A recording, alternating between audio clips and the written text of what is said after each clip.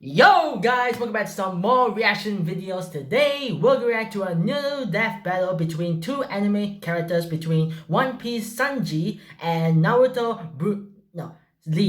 just Lee. Now this is quite interesting because like these two are like mostly physical fighters in each anime, that one at Naruto and One Piece. So I'm quite interested to see how this battle is going to be. So, but before the video starts, I'm going to please, if you haven't subscribed to the channel yet, make sure to hit that subscribe button. Also, turn on the notification button so you won't miss any of my future videos. Without further ado, let's sit back and enjoy this video.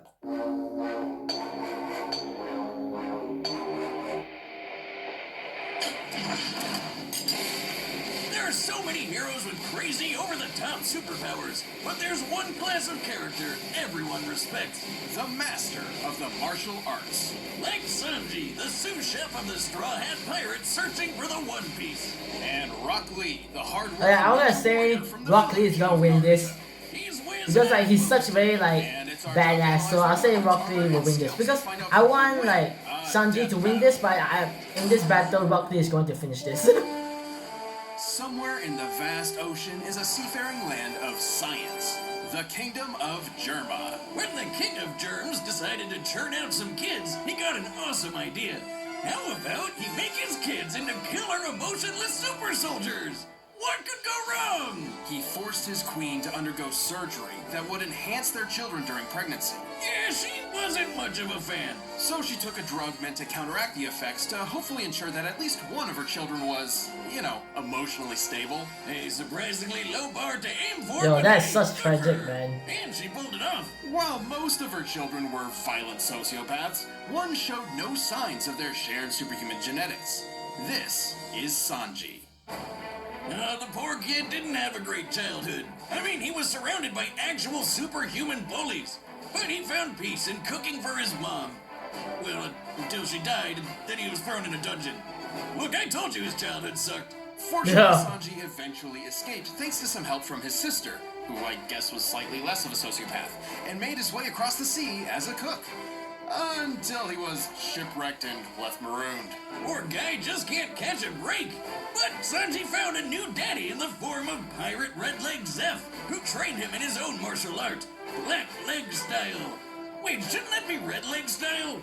I'm confused. It's an art that focuses exclusively on kicks, which worked out swimmingly for Sanji. No, puns are my job. I don't need you pirating that from me. As a chef, Sanji firmly believes his hands have no place in a fight. To him, they should be kept as pristine as possible for cooking, which is frankly wonderful etiquette.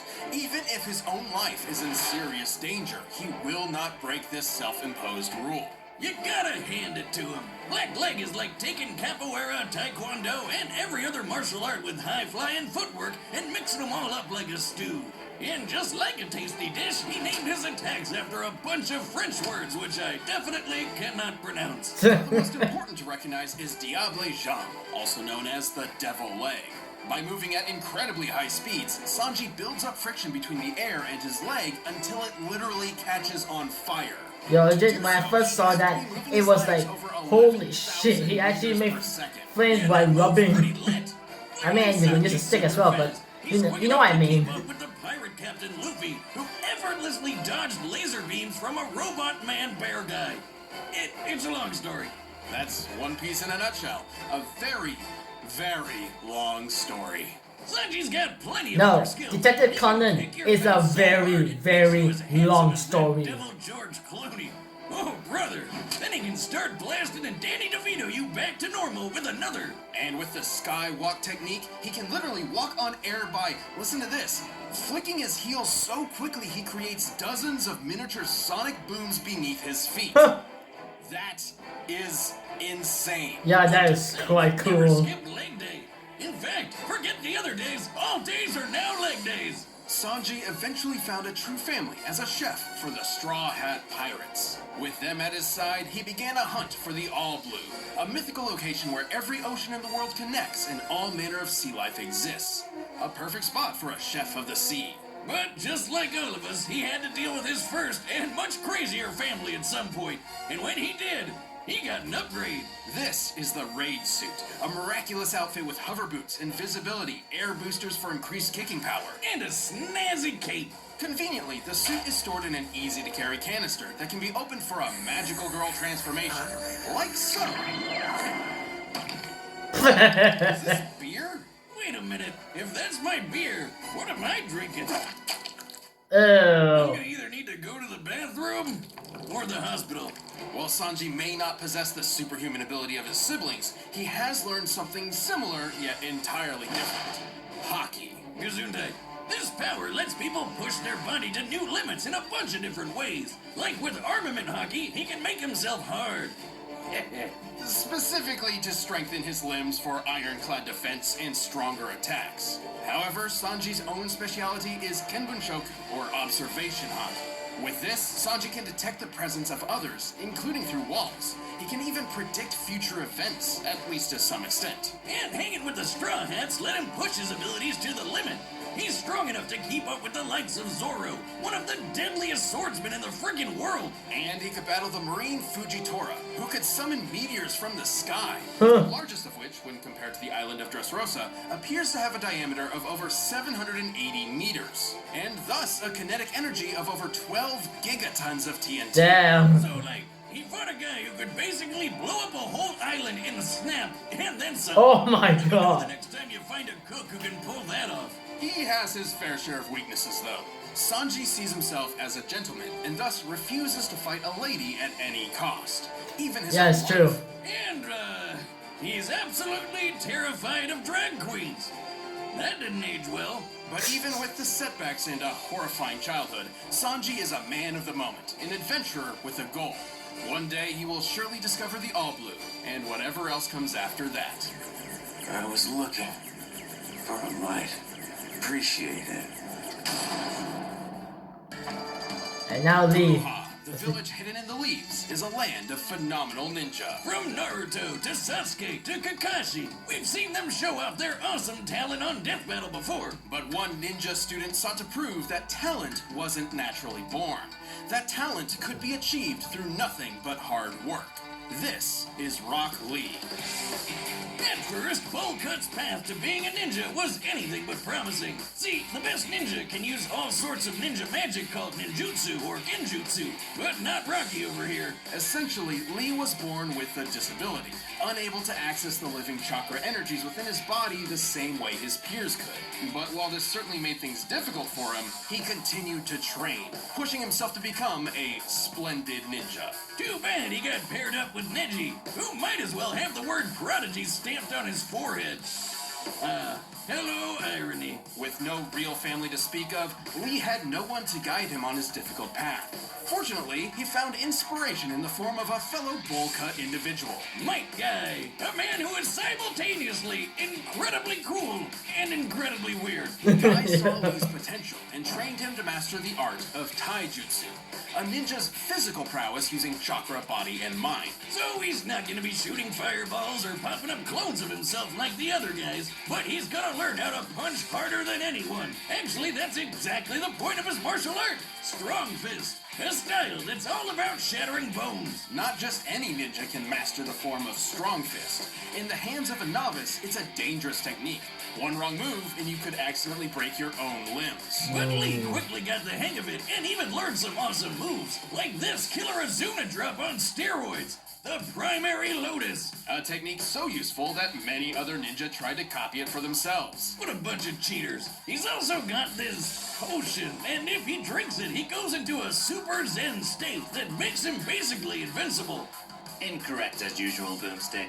That was due to American censorship. Right, it wasn't a potion, it was sake. Somehow, Lee's susceptibility to alcohol turns him into an instant expert in the Drunken Fist, based on an actual martial art. You know, Wiz, I've always wanted to try that style myself, and I'm not gonna lie, I've had a few. What's this? Correction. Real drunken boxers only emulate the movements of the inebriated. They're not actually ow. Oh, just working. Piece of cake. Anyway, when Rocky Road isn't totally sloshed, he's got one more ace up his sleeve. The 8 inner In gates. the world of Naruto, 8 metaphorical gates exist within the human body, inspired by real-world Buddhist teachings of opening oneself to achieve enlightenment. But in Lee's case, it's opening a can of whoop-ass. Think of it like that horrible myth about humans using only one small part of their brain. Each open gate increases Lee's abilities in some way. For example, the first gate allows Lee to utilize 100% of his body's potential by removing inherent mental and physical inhibitions. The third gate lets him expend enough chakra all at once to perform his signature technique, the Hidden Lotus. The first few gates are pretty chill, even if they do wear him out.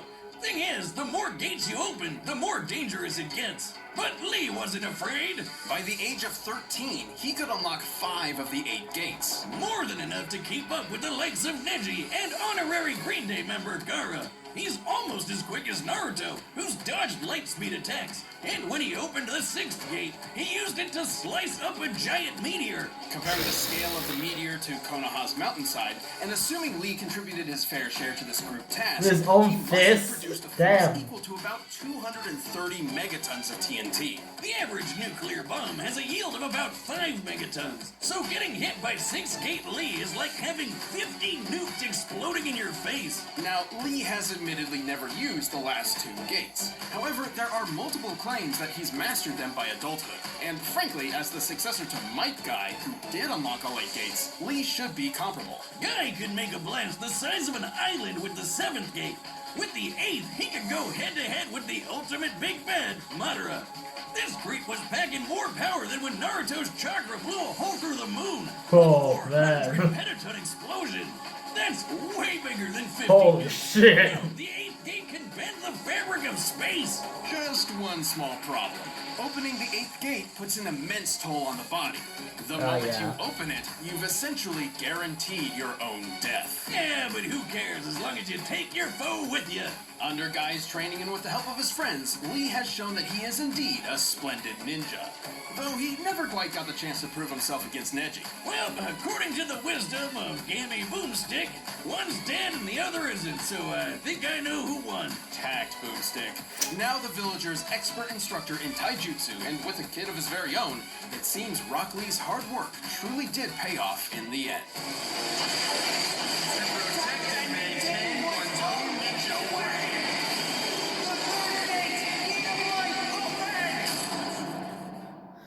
I already call it.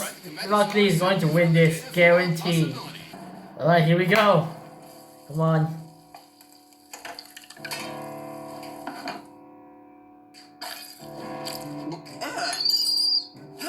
I refuse to eat this. It's far too mild, lacking in the fiery youth of true spicy curry. Mild. This is the most perfectly balanced curry around.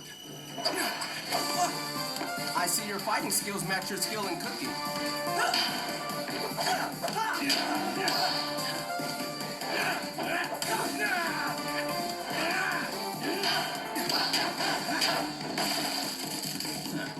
Show your chef some respect. Oh, he drinks the sake. I'm a paying customer, and that curry was awful. Don't you like that?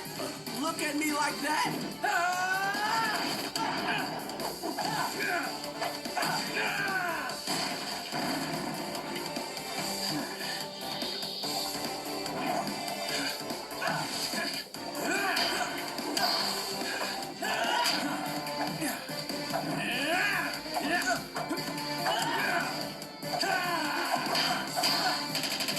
Oh.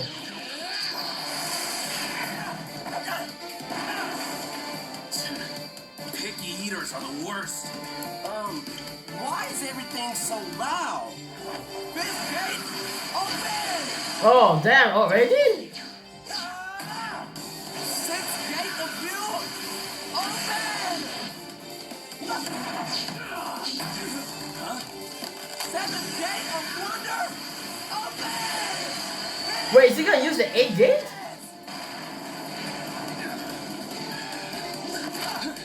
Uh-oh. Time to henshin!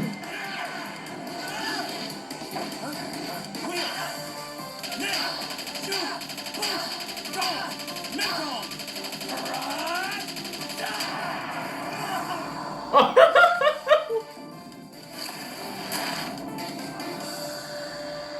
I am the youthful beast of Konoha. I will never give up. 8th gate of death. Oh, so you actually gonna use the 8 gate. Oh no.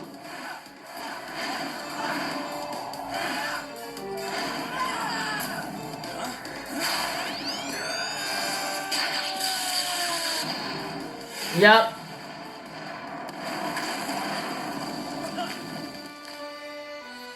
Konkase! Huh? What? Since you wouldn't finish your food, I'm making you cough up whatever you've already eaten. Antimatter! Wait, what? looks like mild suited you best. I just Oh my god! Sanji won? Why? KO! I thought Rock Lee would win. I guess Lee can finally have that bout with Neji now. Given Lee's years of experience and the power of the 8 gates, he definitely kept Sanji on his toes. But Sanji was no slouch himself, and like Lee, has trained all of his life. With his speed and observation hockey, he handled even the unpredictable Drunken Fist. And while the 7th gate meant Lee could probably blow up an island, that's not as big as the meteors the Straw Hats could handle. Simply put, Lee had only one somewhat reliable method of a possible victory: the 8th gate.